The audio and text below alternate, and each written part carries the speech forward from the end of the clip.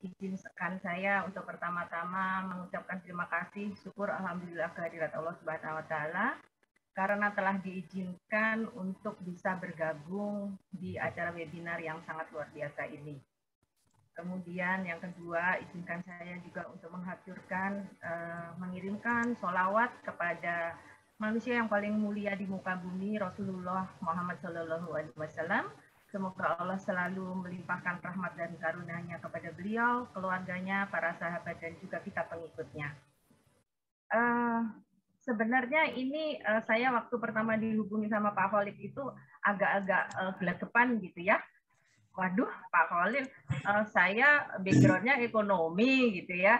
Terus diajak untuk webinar sharing tentang rumah tangga gitu. Alhamdulillahnya memang sudah berumah tangga gitu ya Pak Khalid. Jadi para peserta yang akan saya sampaikan kira-kira nanti adalah ilmu-ilmu yang selama ini saya dapatkan dari guru saya tentang bagaimana kita membina sebuah rumah tangga, kemudian juga pengalaman pribadi gitu ya, sehingga sampai saat ini alhamdulillah Allah mempercayakan kepada saya untuk bisa berkhidmat, beribadah, menjalankan salah satu sunnah Rasulullah, yaitu membangun sebuah rumah tangga, dan juga alhamdulillah dititipkan 3 anak yang sudah beranjak dewasa dan remaja.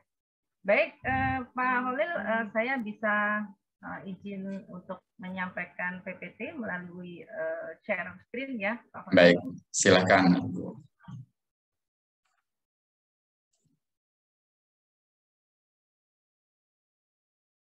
Bapak, Ibu yang dirahmati Allah, saya di sini akan menyampaikan sebuah, sebentar, ini kenapa nggak bisa naik nih?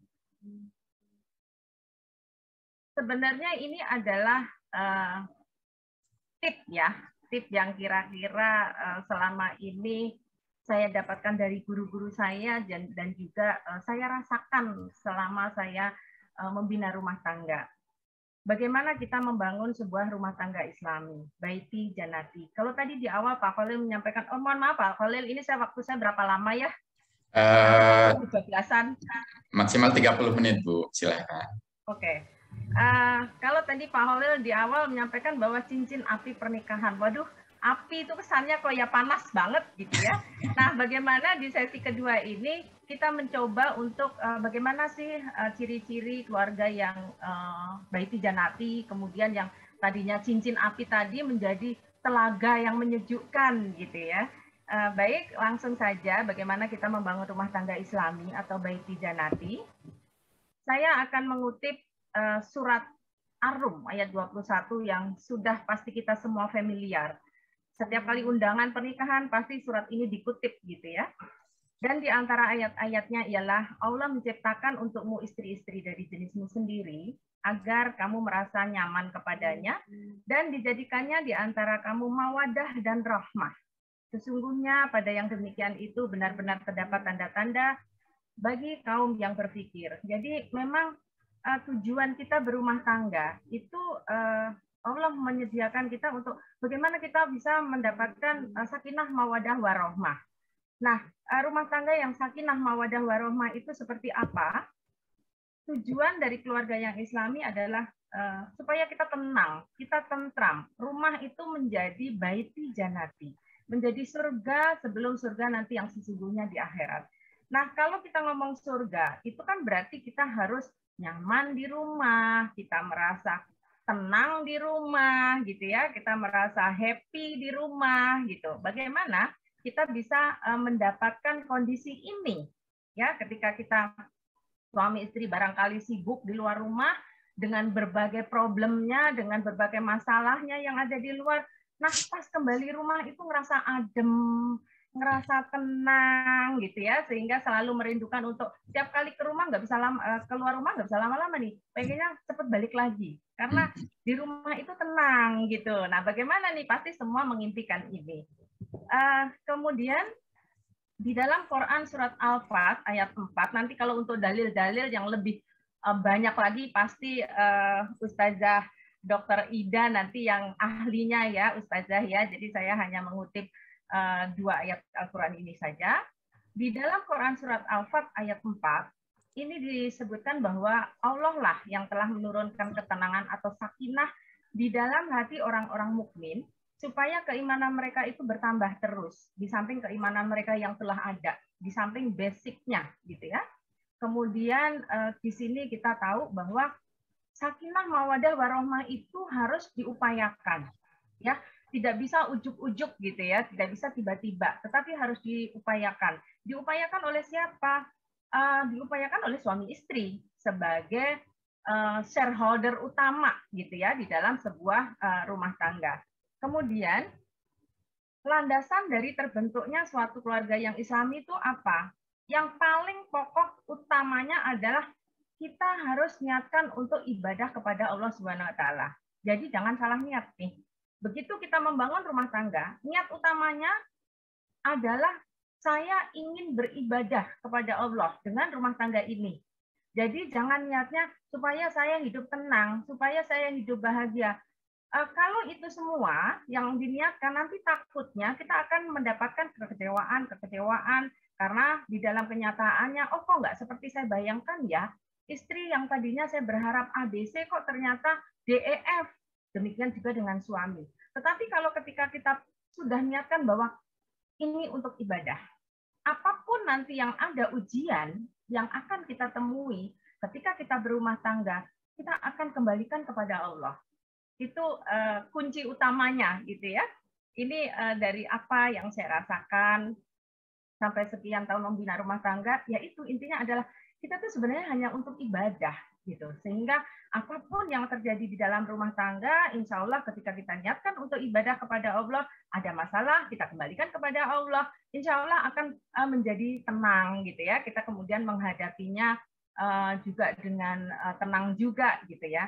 Kemudian berikutnya, apa ciri-ciri keluarga yang Islami, yang sakinah, mawadah, dan warohmah?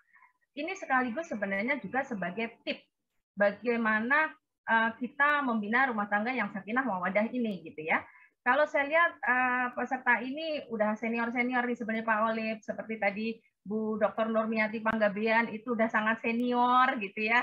Jadi mungkin nanti ibu atau bapak ibu yang lain yang rumah tangganya barangkali sudah berpuluh-puluh tahun itu bisa ikut melihat benar nggak sih yang saya sampaikan, barangkali masih ada yang kurang gitu ya. Nanti bisa minta tolong ditambahkan begitu.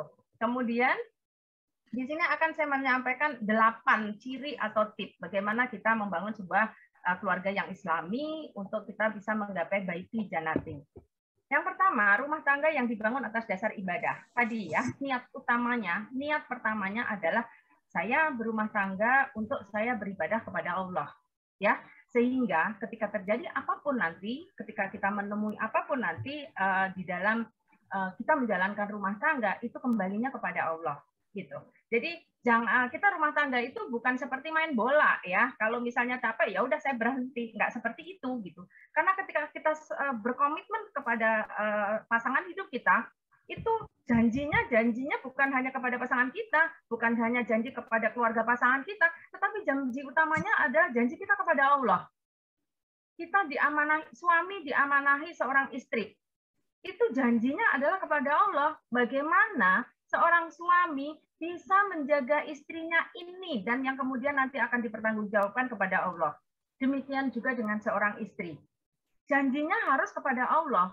Bagaimana saya bisa berkhidmat, saya bisa taat, saya bisa patuh kepada suami saya yang akan saya pertanggungjawabkan nanti kepada Allah. Bukankah kita tahu bahwa ada 8 pintu surga yang bisa dimasukin oleh seorang istri? Salah satunya adalah ketika istri itu sudah sholat 5 waktu, sudah menjalankan puasa wajib, dan taat kepada suaminya. Ya, sering juga kita bisa mendengar di dalam kajian-kajian, Allah berfirman, jika seseorang boleh sujud kepada selain Allah, maka saya perintahkan dia bersujud kepada istrinya. Jadi Bapak Ibu, kedudukan suami di dalam rumah tangga, istri harus paham sekali.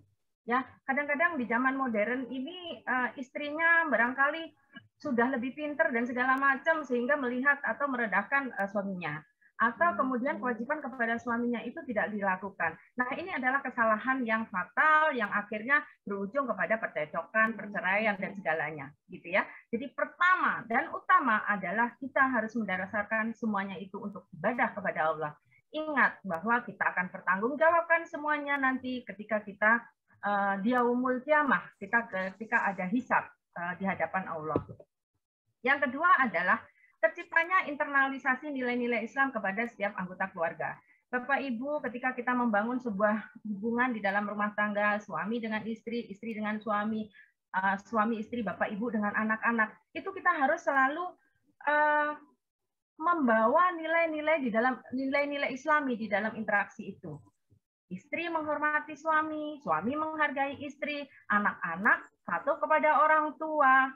Nah, ketika kita sudah memegang pokok dasar kita, Al-Quran dan hadis, karena sudah sangat banyak sekali bagaimana tuntunan di dalam Al-Quran dan hadis di dalam kita membina rumah tangga, insya Allah semuanya akan aman. Jadi, sakinah, mawadah, warahmah tadi, insya Allah akan kita dapatkan di dalam rumah tangga, ya, ketika kita tidak keluar dari ajaran Al-Quran dan Sunnah. Kemudian, adanya keteladanan orang tua yang selalu bisa dicontoh. Bapak Ibu yang saya hormati, ketika kita mendidik anak-anak, orang tua itu adalah role model, ya. Bagaimana anak-anak itu nanti bersikap, itu bagaimana orang tuanya mendidik mereka.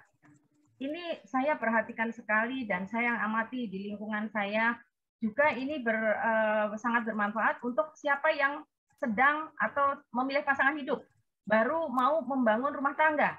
Nah, coba lihat bagaimana calon pasangan hidup kita itu dididik oleh orang tuanya. Ya, ketika misalnya seorang suami, dia nanti misalnya saya akan menikah, kemudian pasangan hidup saya lebih memilih untuk mengurus ibunya. Ya, ketika janjian, kemudian dia tiba-tiba membatalkan, kemudian dia bilang bahwa saya harus mengantar ibu saya ke dokter. Kita sebagai calon istrinya harusnya bersyukur, ya. Bukan, dikit-dikit maminya, dikit-dikit enggak, seperti itu. Kita harus bersyukur, karena kalau dia mencintai ibunya seperti itu, nanti insya Allah ketika dia menikah, dia akan memperlakukan istrinya seperti itu. Ini subhanallah, luar biasa sekali. Dan saya sangat melihat contoh-contoh seperti ini banyak sekali, dan oh iya ya, jadi kalau misalnya dia dididik di dalam rumah tangganya itu sangat-sangat harmonis, insya Allah ketika dia membangun rumah tangga nanti, dia akan menerapkan itu di dalam rumah tangganya. Gitu. Jadi role model ini benar-benar sangat diperlukan Bapak Ibu. Ya. Kemudian jangan sampai misalnya anak yang melihat orang tuanya cekcok aja, dia akan mencari hal yang nyaman di luar. Nah, ini ya barang tentu sakinah mawaddah warahmahnya nggak akan dapat gitu ya.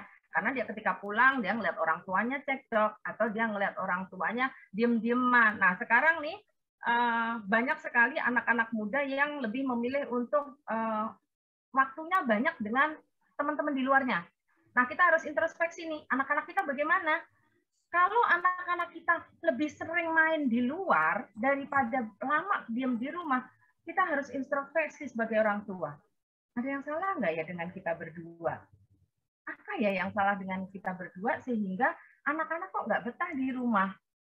Jadi ini mari kita introspeksi diri dan kemudian kita perbaiki. Next adalah adanya perasaan saling tolong-menolong, saling nasihat-menasihati, dan saling menyayangi di antara anggota keluarga. Bapak Ibu yang dirahmati Allah, bagaimana kita bisa menasihati pasangan hidup kita? Udah pasti harus kita banyak ilmu, kita banyak ikut kajian-kajian, gitu ya. Seringkali ini di dalam rumah tangga yang banyak adalah istrinya aja yang ngaji, suaminya nggak ngaji, sehingga ketika istrinya dapat ilmu harus membangun rumah tangga itu seperti ini, seperti ini, seperti ini, ilmunya hanya di satu sisi, hanya dari istri aja, gitu. Nah, bagaimana kalau ini kita dapatin di dalam kehidupan rumah tangga kita? Maka tugas istri adalah berdakwah, ya, berdakwah kepada suaminya. Cara dakwahnya juga jangan terlalu frontal, karena basicnya laki-laki itu egonya tinggi. Ya, ketika kita dakwahin A, B, C, yang ada bosen dia ya. Jadi harus dengan cara yang barangkali kita cerita dengan perumpamaan, tadi begini. Jadi kesannya nggak menggurui gitu Bapak Ibu. Karena kalau kita menggurui, belum suami udah nolak dulu gitu, udah antipati dulu. Pasti nih kalau sampai rumah ketemu sama istri saya diceramahi lagi. Nah itu akan boring dia ya. Jadi kita harus pinter-pinter bagaimana cara masuknya, bagaimana cara menyampaikannya. Kita juga harus pinter-pinter bagaimana kita melihat nih suami kita lagi kondisinya seperti apa. Jangan sampai rumah di jalanan macet, baru sampai rumah pas makan langsung dibilang, tadi aku kajian sama Ustadz ini, jadi rumah tangga itu harus begini-begini. Wah, nggak jadi makan suaminya, gitu ya. Jadi inilah fungsi dari suami istri, harus saling melengkapi. Demikian juga dengan suami. Suami harus bisa mendidik istrinya, gitu. Kalau pada saat ini kita melihat banyak sosialita, gitu ya, kaum sosialita yang mana mereka lebih senang untuk berada di luar rumah daripada mengurus rumah tangganya. Nah, ini adalah tugas suami untuk bagaimana mengembalikan fungsi istri, mengembalikan peran istrinya. Pasti dengan ilmu. Nggak bisa misalnya suami langsung, "Mah, pulang, nggak boleh, bla bla bla bla bla."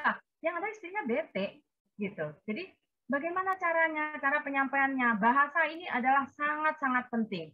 Jangan sampai kita niatnya mendidik, tapi malah membuat udah antipati duluan, gitu. Nah ini bahasa ini yang kita benar-benar harus, cara menyampaikannya itu yang harus kita pahami. Jangan sampai kita menyinggung perasaan pasangan hidup kita. Kemudian kebutuhan yang bersifat materi dapat tercukupi secara wajar dan halal pastinya, ya. Karena rezeki yang nggak halal, ketika kita bawa ke rumah itu akan menimbulkan masalah, ya. Berapa banyak kita lihat remaja-remaja yang tanda kutip akhirnya masuk ke dalam pergaulan yang tidak benar. Lihat dulu, orang tua jangan langsung menyalahkan anak. Lihat dulu, apakah rezeki yang kita bawa ke rumah itu halal? Apakah rezeki yang kita bawa ke rumah itu berkah? Adakah rezeki-rezeki yang kita bawa itu ternyata ada unsur-unsur yang diharapkan sama Allah? Sehingga kita kayaknya susah banget mendidik anak-anak kita. Nah, ini kita harus introspeksi. Kembali lagi, orang tua perannya sangat besar sekali di sini. Ya. Kemudian berikutnya, menjaga rumah tangga dari pengaruh buruk, baik lingkungan, media, maupun teknologi. Bapak Ibu yang dirahmati Allah, sekarang bukan rahasia lagi ya, medsos itu sudah sangat-sangat luar biasa. Berapa banyak rumah tangga yang akhirnya harus berakhir dengan perceraian, dengan perpisahan, karena pengaruh dari medsos, pengaruh dari lingkungan. Ya, saya di dalam dunia pekerjaan banyak sekali yang misalnya teman kantor begitu masuk kantor udah ngeluh, aku tuh capek banget sama istriku, bla bla bla bla gitu ya. Nah, kalau dia curhatnya salah, ketemu dengan orang yang tidak memberikan solusi, tetapi malah menggunakan kesempatan di dalam kesempitan, rusak deh. Ya, makanya kalau guru-guru saya itu selalu menyampaikan kalau dalam masalah rumah tangga nggak boleh curhat kepada orang lain, kecuali kepada yang pertama adalah orang yang bisa memberikan solusi. Dalam hal ini adalah guru-guru kita. Sehingga curhatan kita itu nanti diberikan solusi, bukan malah memperkeruh keadaan gitu. Yang kedua, kita curhat hanya boleh kepada keluarga. Keluarga istri curhat kepada keluarga suami, suami curhat kepada keluarga istri. Sehingga akan mendapatkan penengah gitu ya, bukan malah memprovokasi. Kalau kita salah curhat Bapak Ibu, nanti digunakan kesempatan oleh orang luar gitu. Curhat ke kantor tentang istrinya, ke teman kantor perempuan, jadilah akhirnya pulang kantor nggak langsung pulang, lanjut makan dulu sama teman perempuannya, ujung-ujungnya kemana? Nauzubillah min dzalik. Ya, jadi ini kita harus jaga, kita harus proteksi. Dan kita suami istri usahakan untuk mengenalkan lingkungan pergaulan kita kepada pasangan kita masing-masing. Misalnya saya harus tahu suami saya itu teman-temannya siapa saja. Kemudian juga suami saya juga harus tahu saya nih temannya siapa saja. Ketika suami pergi, suami harus jujur kepada istri. Saya pergi sama ABC di sini. Kalau perlu foto, Jangan takut dikatakan suami takut istri, bukan, gitu ya. Demikian juga dengan istri. Saya pergi dengan ini foto, bukan dibilang istri takut suami, enggak. Tapi ini untuk membangun keterbukaan, untuk membangun trust, rasa percaya, sehingga kemanapun suami istri kalau perginya nggak berdua kita merasa tenang gitu. Meskipun kalau saya pribadi ini Pak Holil, begitu suami saya keluar rumah saya sudah rasakan sama Allah. Saya titipkan sama Allah untuk Allah menjaga. Barangkali suami saya juga begitu kali ya. Kalau saya keluar udah terserah, pokoknya dititipkan sama Allah. Karena kita yakin bahwa ketika Allah menjaga, insya Allah semuanya akan baik-baik saja, gitu ya. Kemudian berikutnya memposisikan masing-masing anggota keluarga sesuai dengan fungsinya, ya. Jadi istri tugasnya apa? Istri itu adalah berkhidmat kepada suami, mengurus anak-anak. Meskipun kita barangkali pendidikan kita udah tinggi, profesor lah atau apa, kemudian kita punya karir di luar juga direksi atau apapun, ketika kembali ke rumah, Ibu, sadarlah bahwa tugas kita ini mengurus suami dan anak-anak. Jadi, usahakan, meskipun kita punya asisten rumah tangga 3 atau 4, untuk mengurus suami dan anak-anak itu lakukan sendiri. Masak sendiri, oke lah, barangkali nyuci setrika nggak bisa. Tapi masak usahakan sendiri, meladeni suami, makan usahakan sendiri. Ya, sehingga kita itu merasa diperlukan terus, suami akan tergantung sama kita gitu. Sehingga kalau kita nggak ada nih, dia ngerasa ada yang kurang gitu ya. Demikian juga dengan suami. Suami harus memposisikan diri sebagai dia adalah imam. Dia yang harus menjaga anak istri, dia harus yang melindungi anak istri. Gitu ya. Ketika anak istri ada masalah, jadilah tempat curhat yang baik. Jangan ketika istri atau anaknya curhat, suaminya langsung menyalahkan gitu. Bukan memberikan solusi. Sehingga nanti istrinya, capek deh kalau misalnya curhat sama suami, anak-anak juga gitu, capek deh curhat kalau sama papa sama mama, yang ada disalahin lagi. Nggak seperti itu. Taruh toh misalnya memang istrinya salah, gitu ya. Tapi first impression-nya adalah empati dulu, simpati dulu, gitu ya. Kita dengarkan, kemudian baru nanti kalau mau misalnya menjelaskan, oh kamu memang harusnya nggak begini, tapi bahasanya yang baik, bahasanya yang enak gitu. Karena mungkin ibu-ibu nih setuju ya bahwa istri itu sebenarnya belanja banyak, bulanan banyak, senang juga sih gitu. Tapi yang paling utama adalah kita tuh merasa dihargai gitu. Misalnya sampai rumah disambut dengan istri, hargailah apa yang udah istri lakukan di rumah itu gitu. Beri pujian, jangan pelit-pelit. Katakan I love you, jangan pelit-pelit ya. Bapak Ibu kita suami istri sering-sering mengatakan I love you, nggak apa-apa gitu. Bukankah Rasulullah SAW juga mencontohkan hal yang demikian dengan istri-istrinya? Sehingga rumah tangga Rasulullah adalah rumah tangga yang tenang, damai. Kemudian anak-anak juga begitu. Posisikan bahwa harus menghargai orang tuanya, harus menghormati orang tuanya. Nah, bagaimana anak-anak bersikap kepada kita, itu tadi role model tadi. Bagaimana kita juga memberikan contoh yang baik kepada mereka, gitu. Sehingga insya Allah kita bisa mendidik anak-anak kita untuk menjadi anak-anak yang soleh dan soleha. Yang kedelapan atau yang terakhir adalah menjaga hubungan baik dengan keluarga besar dan lingkungan. Bapak Ibu yang dirahmati Allah, ini sangat penting sekali. Karena ketika kita menikah, itu kita tidak hanya menikah dengan pasangan hidup kita, tetapi kita menikah dengan keluarga besarnya. Jadi kita harus dekat dengan mereka. Kita harus bisa masuk ke dalam lingkungan keluarga besar pasangan hidup kita. Kalau misalnya kita sekarang dengar bahwa mantu nggak akur sama mertua, itu sebenarnya kuno gitu ya.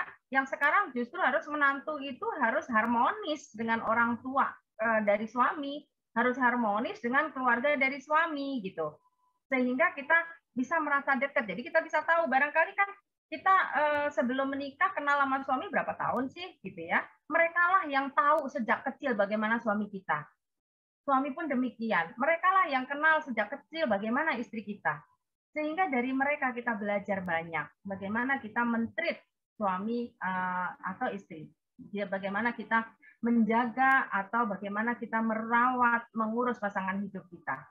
Dan juga lingkungan. Kita harus tahu, tadi saya sampaikan bahwa kita harus tahu lingkungan suami saya itu siapa, kemudian suami juga harus tahu lingkungan istrinya siapa.